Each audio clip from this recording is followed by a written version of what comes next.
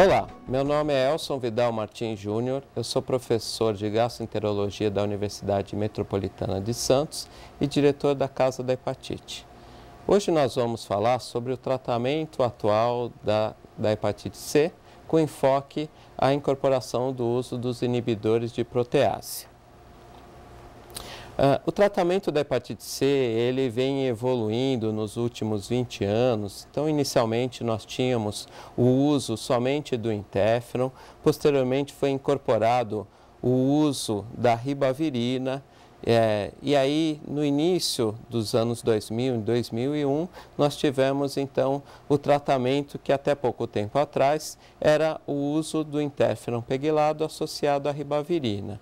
Em 2011 foram incorporados, e aí nós tivemos um grande salto, as novas drogas que são os antivirais de ação direta.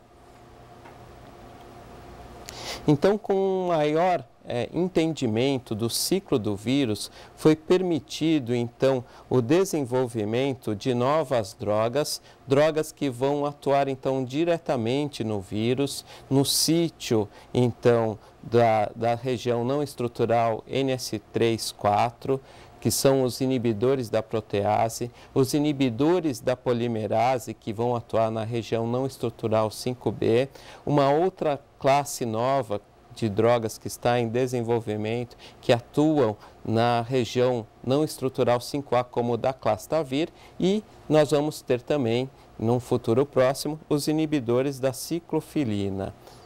Isso vem permitindo, então, num futuro breve, a possibilidade de nós termos, então, um tratamento muito eficaz, inclusive sem a utilização do interferon, que é associado a uma maior ocorrência de efeitos colaterais. Estudos preliminares têm mostrado uma alta taxa de sucesso, particularmente na associação de drogas como o sofosbuvir e daclastavir, as drogas da Abbott, por exemplo, que vem dando taxas de sucesso da ordem de 95%, beirando os 100%. Então, nós médicos estamos ansiosos para poder, em breve, contar com essas novas drogas.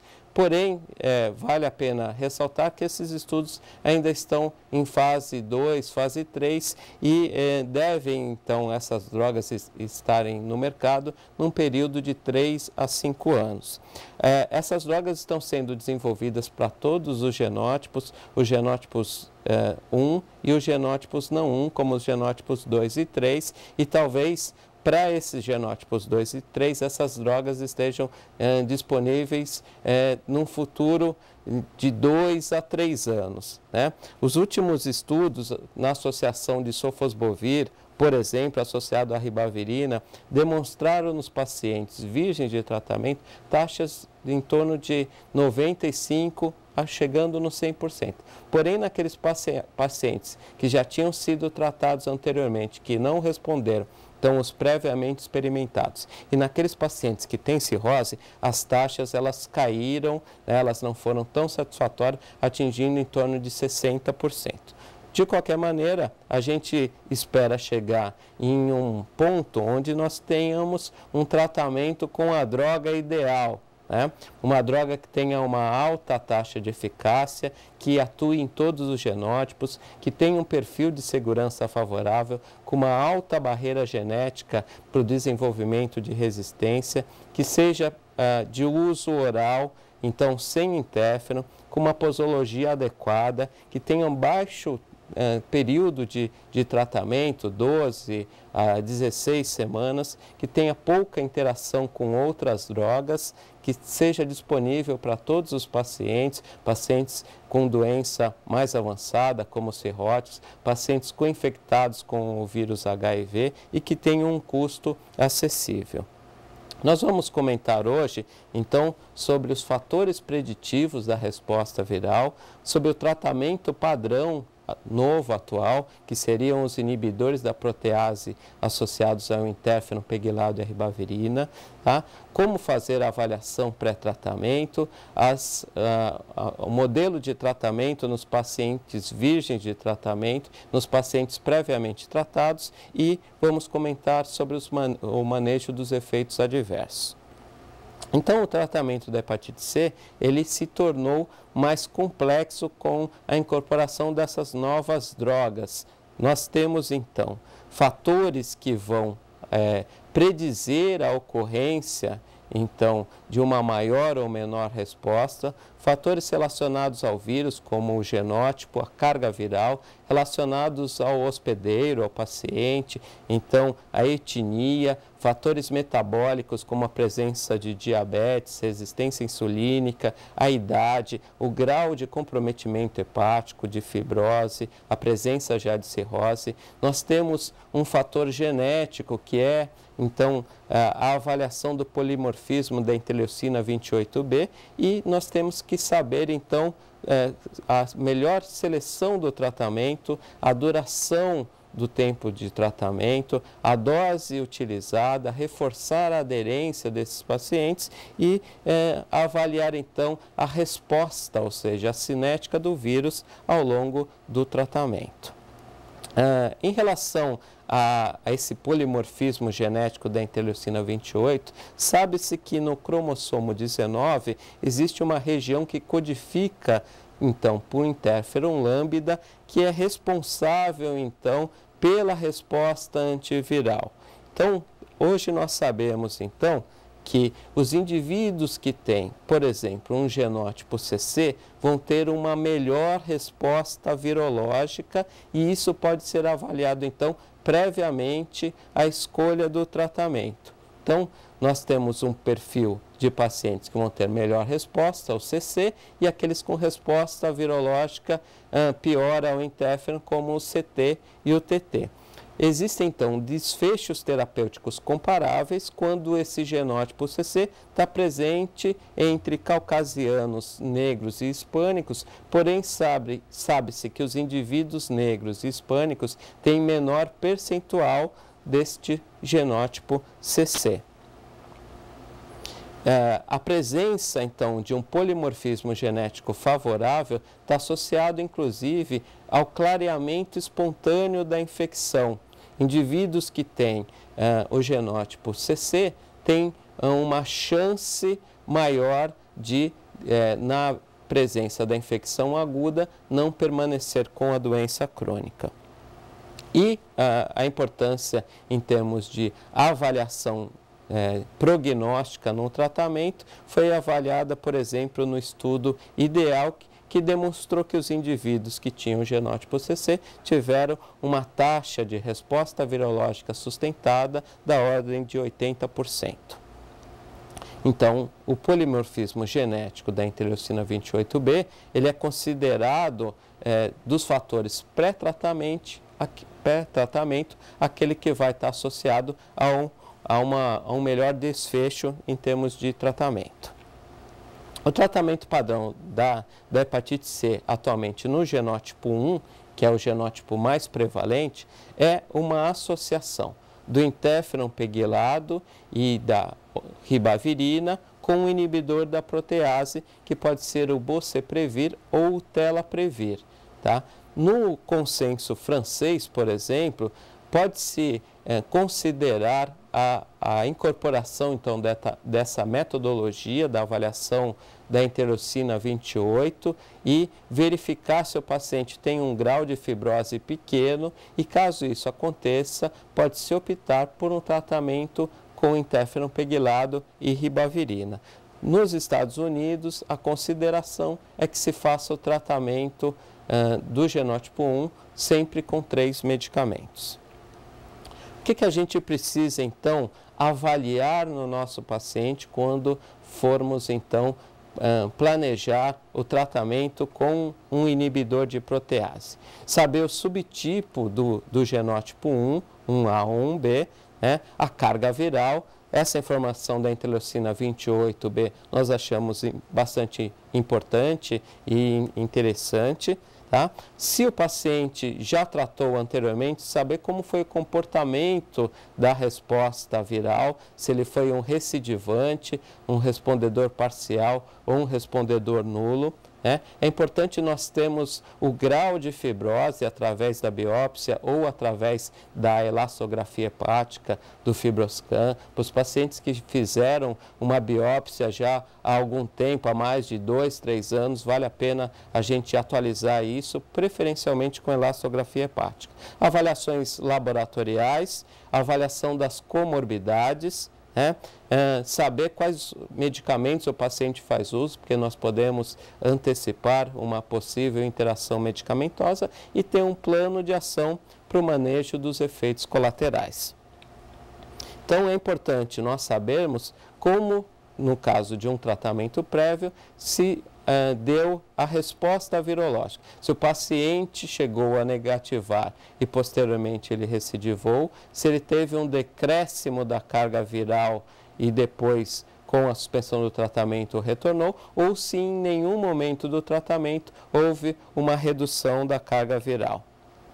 E aí os médicos vão ter que saber planejar o tratamento. Cada droga dessas novas, ela tem um tipo de tratamento, o Boceprevir usa Lidin, nós atualmente utilizamos a terapia guiada pela resposta e os pacientes vão ter que tomar uma quantidade maior de medicamento, que é o que nós temos atualmente. É importante saber da interação medicamentosa. Essas drogas, os inibidores da protease, eles são inibidores do citocromo P450 e da glicoproteína P.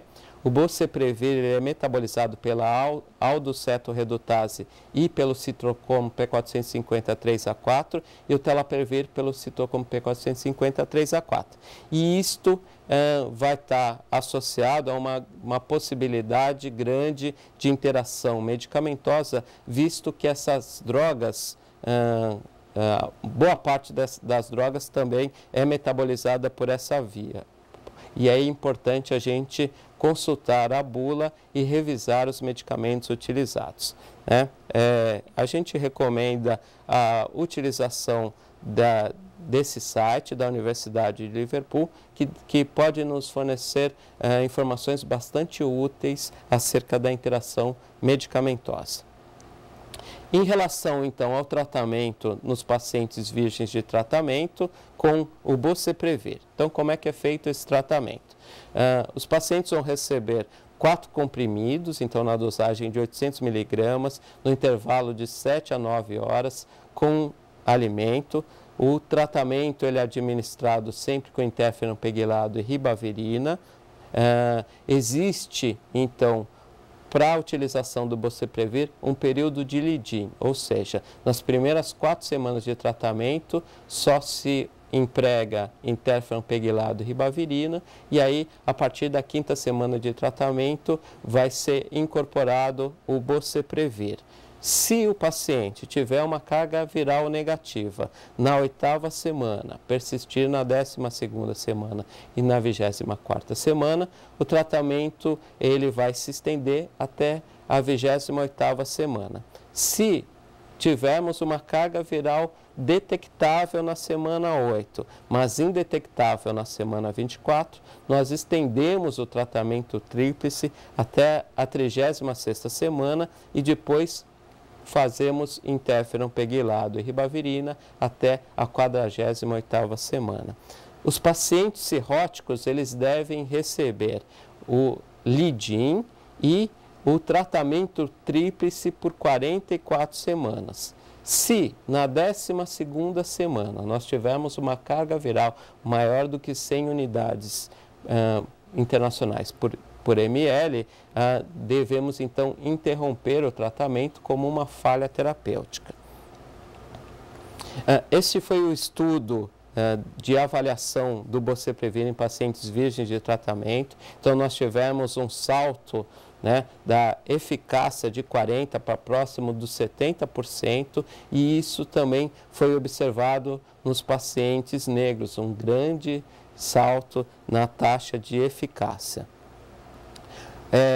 Nesse diapositivo nós podemos observar que os indivíduos que tinham um grau de fibrose mais avançado, F3 ou F4, que é o equivalente à cirrose, tinham uma taxa de resposta menor, porém, naqueles pacientes que receberam o tempo de tratamento triplo por 44 semanas, eles tiveram uma melhor resposta em relação àqueles que tiveram a terapia guiada pela resposta. Esse é o motivo pelo qual os indivíduos cirróticos devem receber terapia tripla por 44 semanas.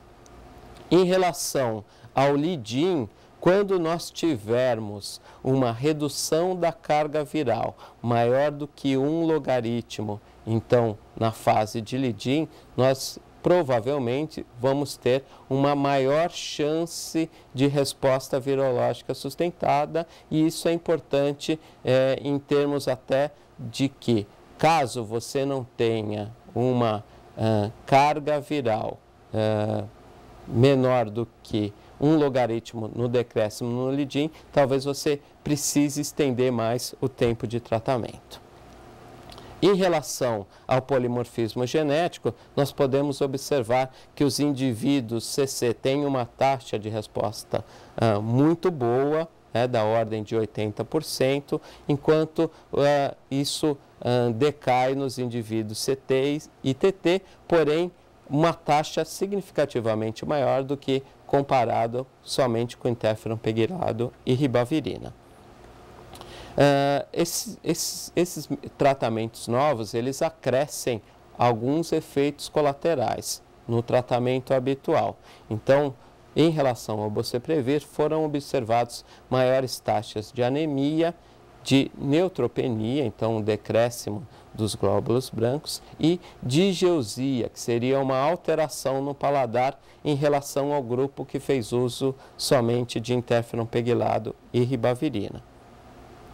Vamos então resumir o regime de tratamento, as regras de parada nos pacientes virgens de tratamento. Então, a terapia guiada pela resposta nos indica, então, se nós tivermos na semana 8 uma carga viral indetectável, ela se estende pela semana 12 e pela semana 24 nós completamos o tratamento até a 28ª semana. Se na semana 8 a carga viral está positiva, detectável, porém negativa na semana 12 e negativa na semana 24, nós continuamos o tratamento triplo até a semana 36 e fazemos 12 semanas adicionais de interferon pegilado e ribavirina.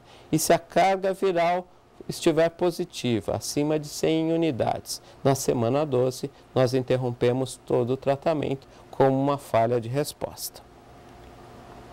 Vamos falar sobre a outra droga disponível, que é o Telaprevir.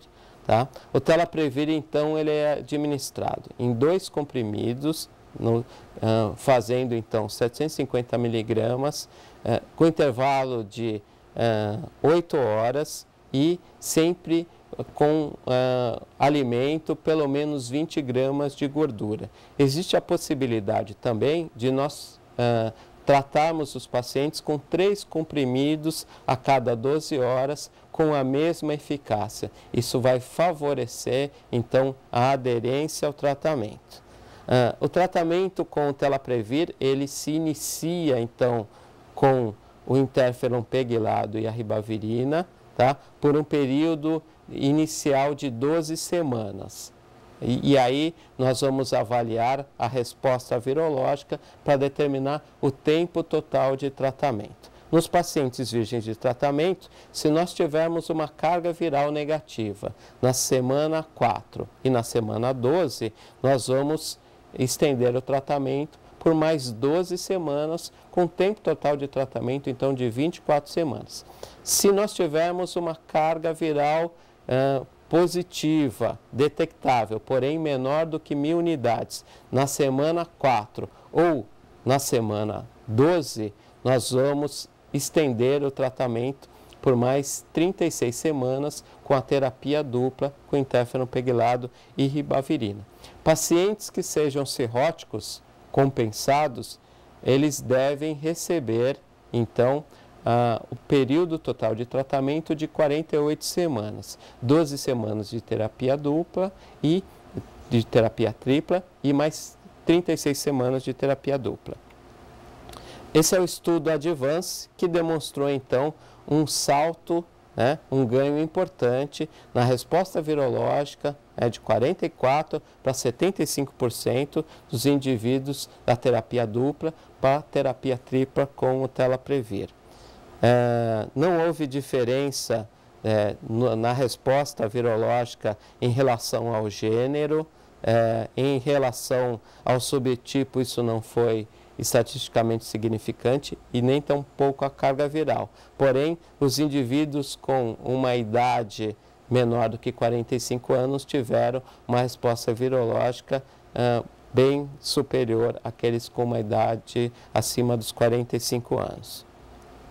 Em relação ao grau de fibrose, nós vemos que dos indivíduos cirróticos para os indivíduos com uma fibrose mínima, existe uma diferença importante de 20% percentuais. Em relação ao peso do paciente, os indivíduos obesos eles vão ter uma resposta virológica um pouco menor do que a dos indivíduos com um índice de massa corpórea normal. Esse é o estudo que demonstrou que a utilização do Telaprevir 3 vezes ao dia foi igual à utilização da dose 2 vezes ao dia. Então, 2 comprimidos 3 vezes ao dia foi igual a 3 comprimidos 2 vezes ao dia, o que facilita então a adesão ao tratamento. Quando se utiliza o Telaprevir, pode-se esperar maiores taxas